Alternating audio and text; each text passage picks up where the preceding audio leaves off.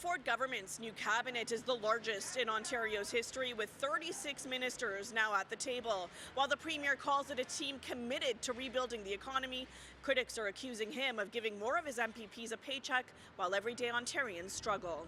It's a great team behind me. The Premier unveiling his renewed cabinet after an 11th-hour shuffle that took opposition parties by surprise.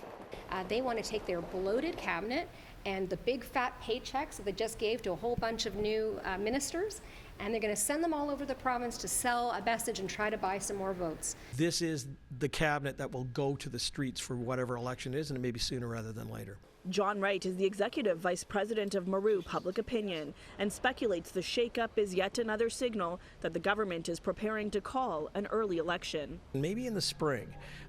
What you do is you shuffle your cabinet, give them the summer to understand their portfolios, get them toned and tuned up for talking points and what they might use.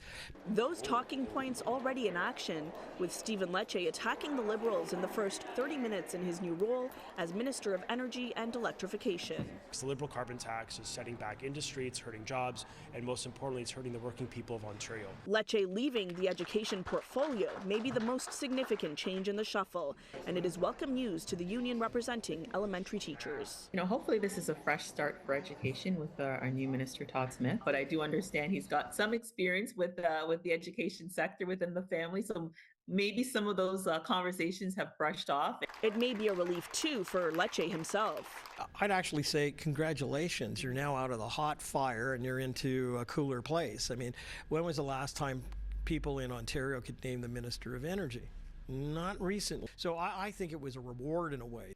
Another perceived reward, former Housing Minister Steve Clark, who resigned last September amid the Greenbelt scandal, has now been promoted to government House Leader. Does it signal to you that maybe the government isn't too worried about the RCMP investigation into the Greenbelt? He fell on his sword for the Premier, and he left the office.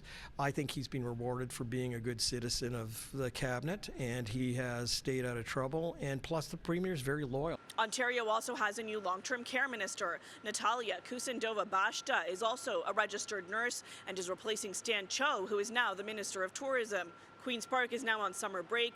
MPPs will not return to the legislature until October 21st. For City News, I'm Tina Yazdani.